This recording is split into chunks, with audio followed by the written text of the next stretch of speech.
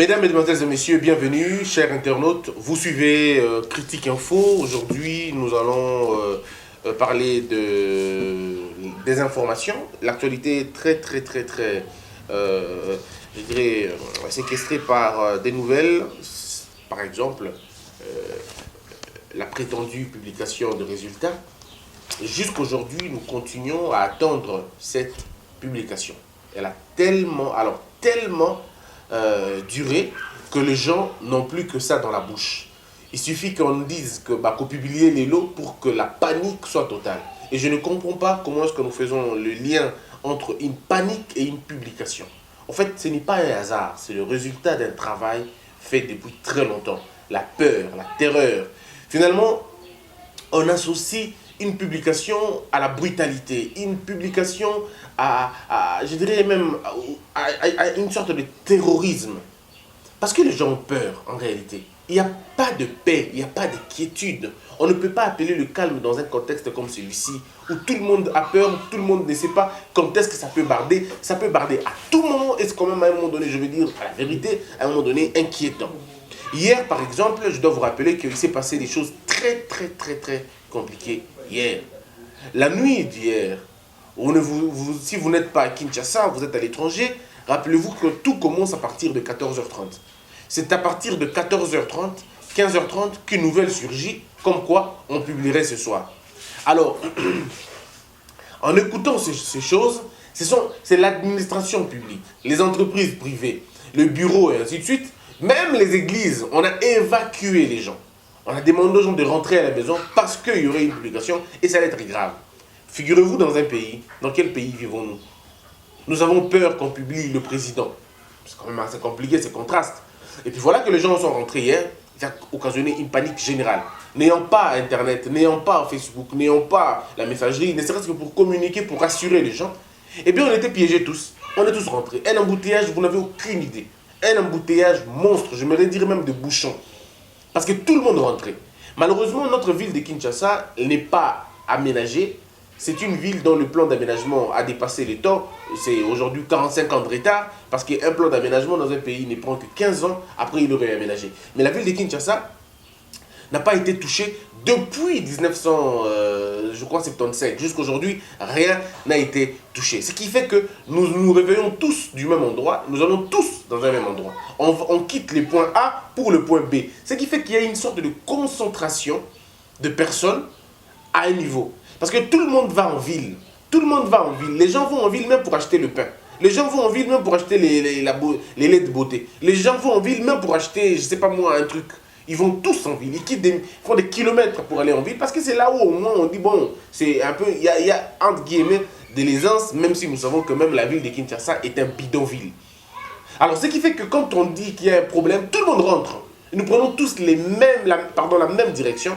Nous empruntons les mêmes bus qui deviennent à un moment donné insuffisants, le route impraticable. Alors je vous dis la vérité, c'est compliqué, c'est compliqué. Voilà la situation d'hier.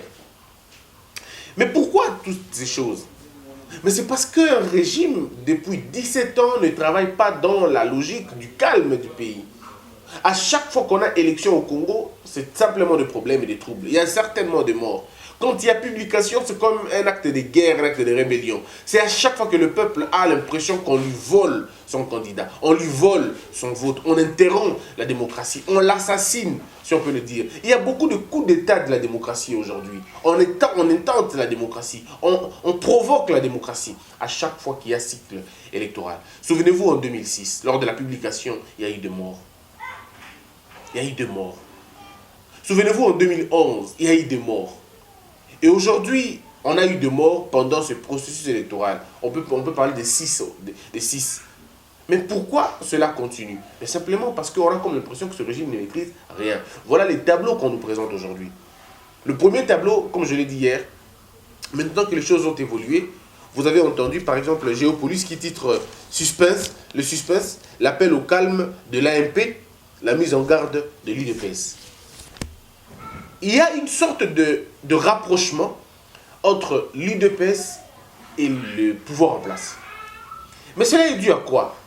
Je vous ai parlé hier, n'est-ce pas, de mon plan, de ce que moi j'appelais le tableau. le tableau on va inviter Félix, et que Félix, quand il sera là, bon, comme il est conciliant, il est assez, bon, comme il le pense, il est assez souple, il comprendrait, et il ne va pas poursuivre le régime. Après, il ne va pas monter une équipe qui va finalement faire du mal à ce régime. Parce qu'il faut dire que M. Kabila l'a dit à la communauté internationale, il a dit aux journaux internationaux, à la presse internationale, il était clair et formel, il n'a pas envie d'aller en exil. C'est ce qu'il a dit. Je n'ai pas envie d'aller en exil et je n'irai pas en exil. Il a dit qu'il va mourir ici dans son pays, il vivra ici. Il doit s'occuper de ses fermes, il doit s'occuper de sa maison, il doit s'occuper de sa famille, il doit s'occuper de beaucoup d'autres choses. Et rappelez-vous qu'il est sénateur à vie selon la Constitution. Donc, monsieur n'a pas besoin d'aller ailleurs. Alors, il doit trouver quelqu'un qui va le protéger, qui va l'assurer, qui va assurer ses arrières. Certaines analystes disent, non, monsieur Kabila avait déjà joué son plan depuis très longtemps. Il avait déjà mandaté M. Kamere pour dresser les lits de la paix et de la tranquillité pour lui.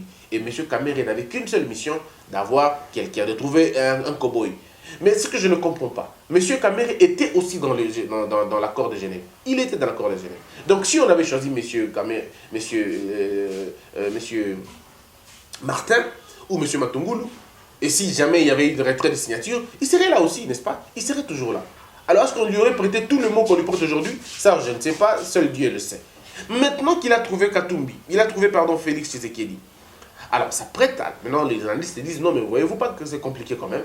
Quand on a Kamere dans la poche, dans la gibetière, dans le circuit de Félix, alors qu'on se rappelle que Félix était déjà en accord avec Kabila depuis bien longtemps. Souvenez-vous, quand il y avait cette histoire de gouvernement d'union nationale, quand il fallait donner la primature à quelqu'un, vous savez tout ce qu'il y avait comme accord, comme entente, même si c'était avorté après le temps. Et donc maintenant, c'était le bon moment pour trouver, et Kamere était là. Bon, quand on va encore ajouter Kinké Moulumba dans l'affaire, on se dit, mais oh là, Kinké fait un proche à Kabila. Il a dit Kabila Toton Dioté. Même si aujourd'hui, on a comme l'impression qu'à Sandié. Alors maintenant, on a vu Vital Kamerhe qui, bon, on peut le dire, selon certaines personnes toujours, n'a jamais été contre Kabila, mais contre le système de Kabila, maintenant qu'il est avec Félix, et qui s'entendent maintenant pour que Félix devienne président de la République.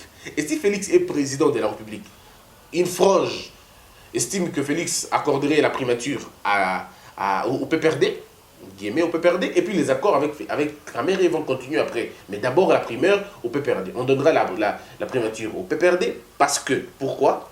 Ils justifient ça dans la mesure où beaucoup de députés viendront du FCC, les députés nationaux. Beaucoup viendront du FCC. Ce qui fait que comme ça sera logique que le gouvernement soit formé par la majorité au Parlement, il sera tout à fait logique que le Premier ministre vienne de la majorité présidentielle. Est-ce que vous comprenez un peu la logique? Alors en ce moment-là, Félix sera président de la République, mais le Premier ministre, celui qui sera censé exécuter son plan, sa vision, viendrait du PPRD. Alors cette cohabitation déjà, techniquement et logiquement, ne marchera pas. Techniquement et logiquement ne marchera pas parce que c'est deux idéologies totalement différentes. Mais n'oubliez pas, le PPRD et l'UDPS ont la même idéologie en termes de partis politiques. Ils sont tous de la social-démocratie. C'est quand même assez compliqué, n'est-ce pas? Un parti de l'opposition et un autre du pouvoir qui ont la même idéologie. Bon, je ne comprends pas comment ils font, ils sont très forts sur ces points-là.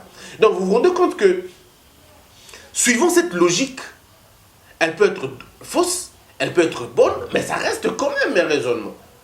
Alors donc Félix offrirait à Kabila un bon terrain d'attente, un bon séjour, un bon repos. On lui dit, bon d'accord, nous on ne fera pas la chasse aux sorcières. C'est le mot aujourd'hui, l'expression qui est revenue en vogue aujourd'hui. Vous avez suivi Félix Antoine Tshisekedi à la radio Top Congo, dans d'autres médias. Il est clair en disant qu'il ne comptez pas sur lui. Ça, c'est pas lui qui dit, mais c'est un de ses lieutenants. Il dit, ne comptez pas sur nous pour faire la guerre aux autres, pour faire la chasse aux sorcières. Nous n'allons pas ouvrir le cycle de pénitence ou de remontrance ou de vengeance. C'est Jacquemaine Chabani qui le dit. Donc, il dit, nous allons offrir une sorte de paix, une sorte de réconciliation.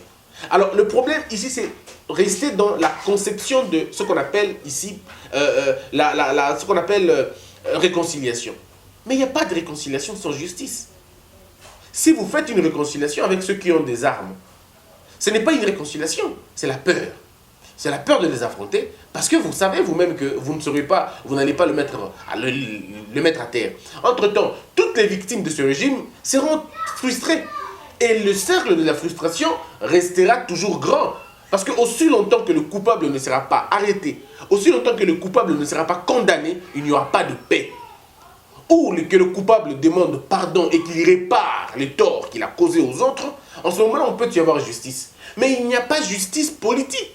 Non, il n'y a pas de justice sous fond politique. La justice est un fait de société, est un fait de vérité, d'équité et de moralité. On ne peut pas parler de la justice parce qu'on l'a décrété à la justice, par la politique. Alors, voyez-vous la faiblesse de toutes ces choses. Voyez-vous là où ça commence à devenir un peu très dangereux pour certaines personnes. On dit non, Félix a trahi. Mais j'aimerais bien vous expliquer un élément important. Dans un autre raisonnement, on peut dire, ok, il fallait finalement en finir. Le problème ici, c'est qu'il faudrait sortir le caractère halogène dans ce régime.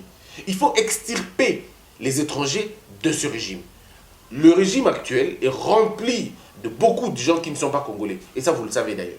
Ils ne sont pas congolais, mais ils ne viennent pas avec Kabila. Ils viennent de très longtemps, de très loin, il faut dire, depuis que Mobutu était président de la République et qu'il nomma à son temps un directeur de cabinet qui n'était pas congolais. Et c'était à partir de ce moment-là qu'il y a eu une vaste campagne d'infiltration du Congo dans les grandes institutions de la République. Les institutions politico-économiques. Voyez-vous? Mais ce n'était pas encore militaire. L'infiltration va être militarisée maintenant. C'est lorsque l'AFDEL va venir. C'est à ce moment-là que même l'armée va être finalement infiltrée. Et jusqu'aujourd'hui, on continue avec cette vaste chose. Mais souvenez-vous, si un truc a pris 50 ans, a pris 32 ans, a pris 40 ans, ça veut dire les naissances aussi, il y en a eu. Ces gens-là ont fait des enfants. Ils ont eu des enfants. Ces enfants-là, aujourd'hui, ils ont mon âge ou même plus que mon âge. Et aujourd'hui, ces enfants-là travaillent. Ils occupent des fonctions les plus prestigieuses de notre République. Et ça, vous le savez. Ils sont partout, alors partout.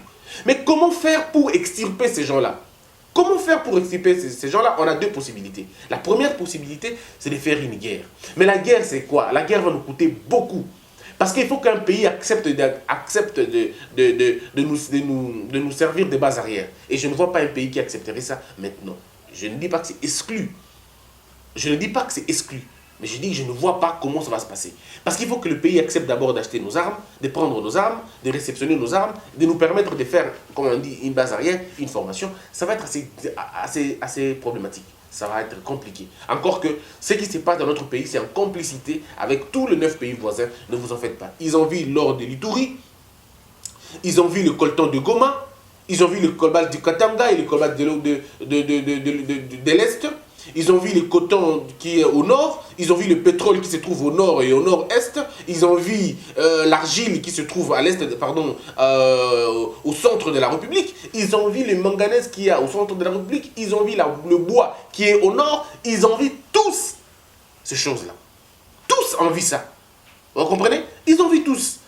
Mais maintenant, comment on fait pour extirper? La première possibilité, c'est faire la guerre. Mais vous comprenez que ça va être difficile, ça va être dangereux, parce qu'on va encore perdre beaucoup de gens. Mais si c'est le prix à payer, pourquoi pas le faire? Mais la deuxième possibilité qui pour moi est la plus noble, la meilleure d'ailleurs, c'est être plus intelligent que l'adversaire. Être plus intelligent que l'oppresseur. C'est-à-dire comprendre les enjeux. Je l'ai dit hier. Que tous les Congolais aient dans leur tête que nous sommes piégés. Que tous les Congolais aient dans leur tête que nous sommes menacés de l'intérieur et qu'il faudrait extirper l'ennemi de l'intérieur. C'est un peu comme si nous sommes dans une pirogue, mais nous sommes dans un lac infesté de crocodiles. Nous n'avons pas intérêt de semer la pagaille brutale en plein milieu du fleuve parce que nous ne savons pas qui tombera vraiment. Et que si nous tombons, les crocodiles ne sont pas congolais, ne sont pas rwandais, les crocodiles sont des crocodiles, ils vont tous nous manger. Et ici, les crocodiles, c'est la communauté internationale. Les crocodiles, c'est les étrangers. Les crocodiles, c'est les États-Unis, l'Europe, et ainsi de suite. Ils attendent que vous puissiez avoir un problème. Et les faibles seront anéantis, les forts seront plébiscités. Et c'est comme ça le jeu, depuis la création de l'humanité. C'est comme ça le jeu. Ils vous observent, ils attendent que vous puissiez vous battre. Et si vous vous battez, le gagnant est plébiscité, le perdant est enfoncé encore au fond. Ce que le Rwanda fait, le Rwanda ne le fait pas par sa propre volonté. Le Rwanda ne pourra jamais nous attaquer. Il ne peut pas. En termes du nombre, il ne peut pas. C'est un pays à 26 000 km². Nous sommes à 2 millions de km². Ça veut dire même à main nue, le Congolais peut descendre là-bas. Même eux, avec leur armée, on pourra les abattre. Figurez-vous. Figurez-vous un pays comme ça. Est-ce que vous imaginez un peu le problème? Mais parce que le Rwanda est une sous-traitance de l'étranger, de la Belgique, des États-Unis et des autres. Quand je le dis, ce n'est pas parce que j'ai peur, je n'ai pas peur, je dis la vérité. État, on le sait tous. Alors, tous ces étrangers cherchent à avoir une mainmise sur le Congo. Comment ils feront pour avoir une mainmise sur le Congo? Quand ils arrivent au Congo, ils trouvent des intellectuels bêtes, des intellectuels animaux, des gens qui ne pensent qu'à leur ventre, à leur poche. Et ce sont eux qu'on trouve comme ça, qu'on prend et qu'on dit « battez-vous contre votre propre pays ».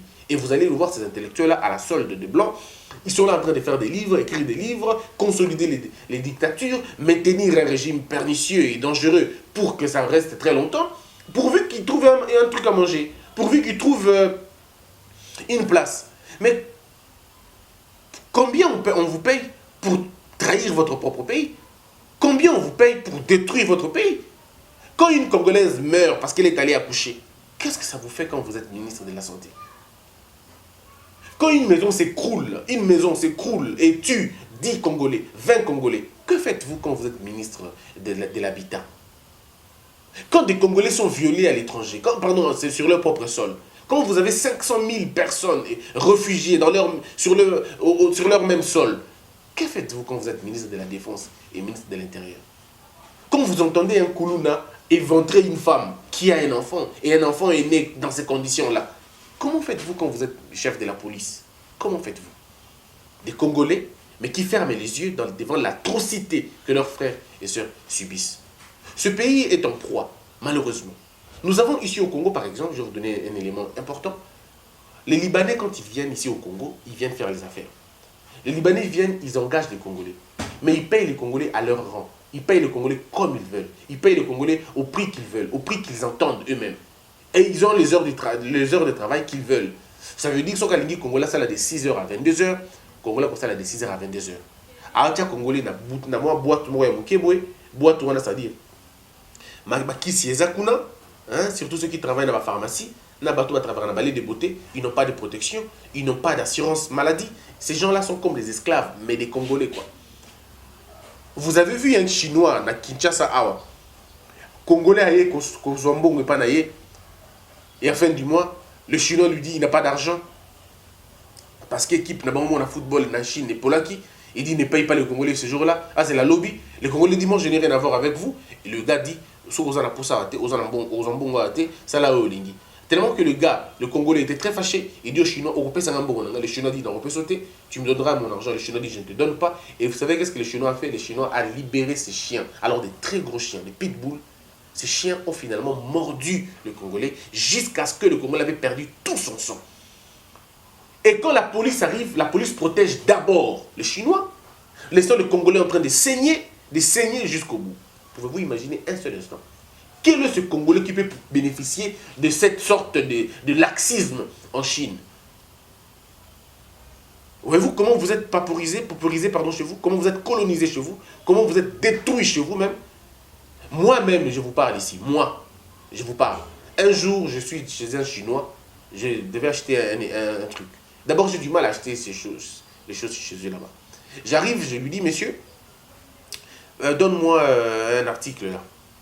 Monsieur me dit d'attendre. Je dis, ok, j'attends. Et puis il me dit, mais où ça l'union là? Je dis, oh, monsieur, j'attends que tu me donnes un article.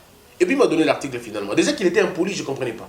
Il m'a donné l'article. J'ai vu que l'article n'était pas bien. Je lui dis, monsieur, l'article non, les amalamoutes. Alors il écrit sur moi. Je lui dis, non, tu n'as pas le droit d'écrire sur moi. Il dit, non,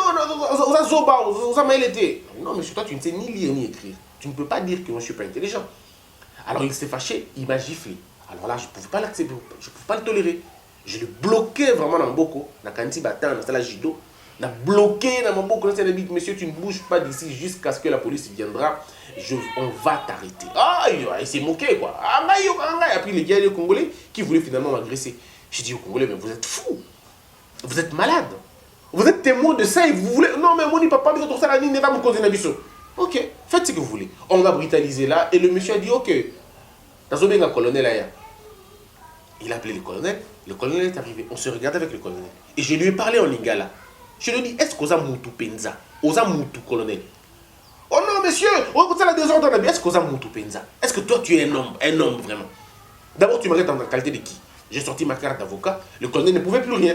Oh non, chinois, il faut que la police nous a chargé dans Macambo. Et quand on appelle la police, nous sommes allés avec les Chinois jusqu'au niveau de la police.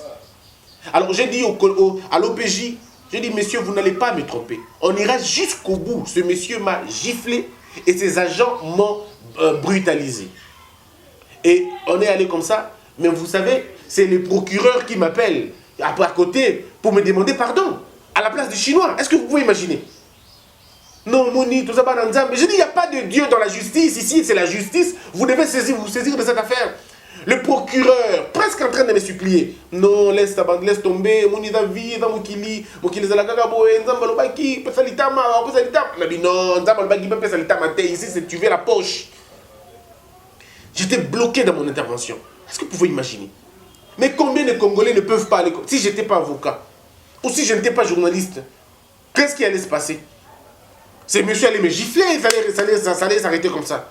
On est au Congo. Pourquoi? Parce que vous avez des Congolais qui travaillent pour les étrangers, dans leur propre pays.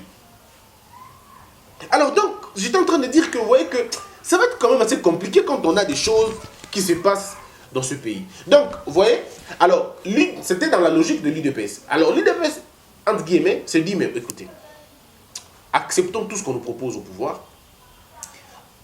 L'avantage ici, d'abord, l'objectif, c'est que M. Kabila parte. Ça, c'est l'idée. Je peux imaginer un peu ce que se dit l'UDPS. Nous allons le faire pendant son propre piège. Qu'il parte d'abord. S'il part, nous, quand on aura l'impérium, tant voulu et tant recherché, 2 ans après, on pourra remettre les choses en marche. On pourra revoir certains contrats léonais. On pourra revoir certaines balances de la justice. On pourra remettre les choses à l'ordre. Et ceux qui ont été accusés par la justice se verront en même temps poursuivis par la justice. Mais pour l'instant, faisons qu'on appelle profil bas. Peut-être. Ça peut être une logique, ça peut être un raisonnement.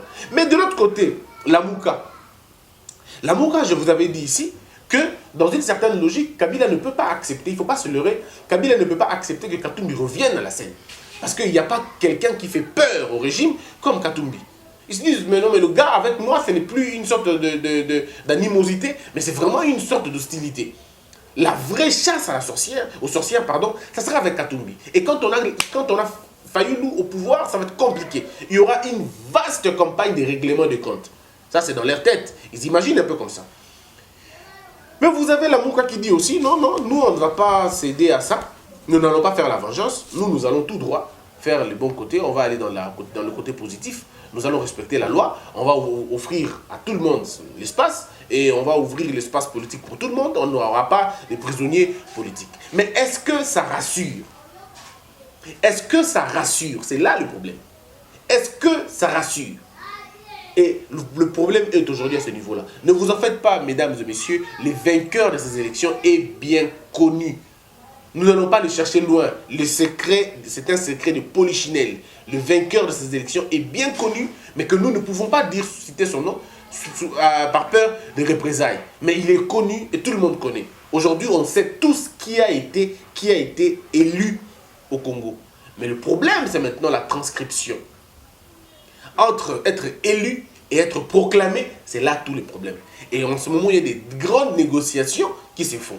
Des très grandes négociations. Kingakati ne fait que recevoir des gens entre 22h et 4h. Des gens ne viennent que là-bas. Des séances de travail se font là-bas. Vous n'avez aucune idée. Qui va offrir une bonne sortie?